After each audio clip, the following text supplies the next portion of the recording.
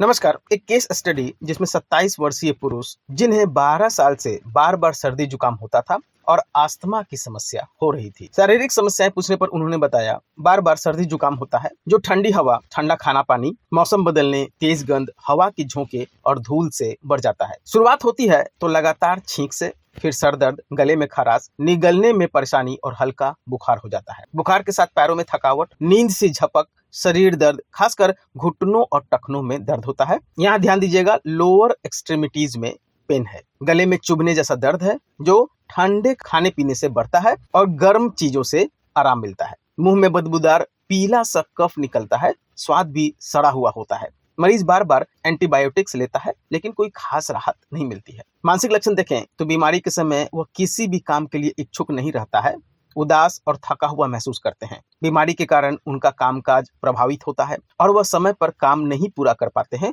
जिससे लोगों की उम्मीदों पर खरा नहीं उतर पाते। उन्हें लगता है कि स्वास्थ्य, काम और परिवार के सारे दबाव एक साथ आ जाते हैं जिन्हें वह संभाल नहीं पाते। वह अपने आप में निराश, उदास और नाकाम महसूस करते हैं। उन्हें डर रहता है कि अगर एक बार उसने जिम्मेदारी ले ली तो लोग और ज्यादा उम्मीदें लगाएंगे और फिर से वह विफल होंगे तो बहुत ज्यादा बेइज्जती महसूस होगा। उन्हें संगीत सुनना और शैक्षणिक कार्यक्रम देखना पसंद है। वह सफल होना चाहते हैं, अच्छी आमदनी और सामाजिक प्रतिष्ठा की चाह रखते हैं। वह हमेशा अपने कार्य क्षेत्र में बेहतर करने और सीनियर की अपेक्षाओं पर खरा उतरने की कोशिश भी करते हैं। वह सोचते हैं कि अगर उन्होंने अच्छा प्रदर्शन किया तो उन्नति होगी और बेहतर जीवन स्तर मिलेगा, जिससे उनका लोन चुकाना आसान हो जाएगा। अगर कोई दूसरा उन्हें मजबूर करता है तो वह चिढ़ जाते हैं, लेकिन वह अक्सर अपने गुस्से को दबा लेते हैं क्योंकि झगड़ा करने से उनके इमेज पर भी इफेक्ट आएगा। साथ में उनको बाहर जाना है, फॉरेन जाना है तो वीजा का प्रोसेस भी करना है और इन्हीं अंतर्द्वंद में रहते हैं। वह अपनी सामाजिक इमेज को लेकर बहुत ज्यादा सचेत हैं कि उन पर कोई भी दाग ना लगे।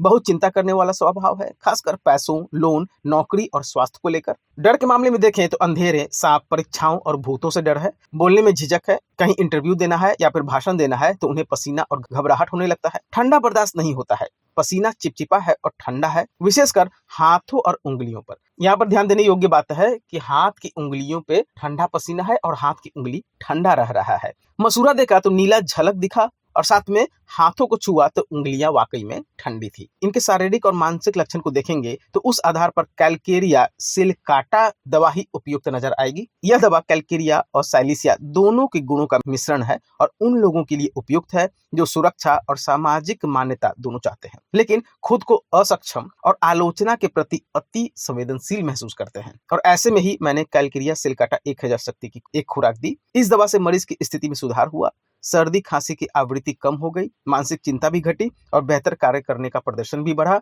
अस्थमा की समस्या उनकी पूरी तरह से ठीक हो गई। यहाँ मैंने कैलकेरिया सिलिकाटा का पूरा विवरण नहीं दिया है। मैं एक अन्य वीडियो में कैलकेरिया सिलिकाटा का शारीरिक और मानसिक लक्षण पूरी तरह से विवरण कर दूंगा ताकि आपको समझने में आसानी होगी। जिस रोगी में आपको लगे कि इसमें कैलकेरिया और साइलिसिया दोनों का गुण मिल रहे हैं तो उन्हें देना है कैलकेरिया सिलिकाटा।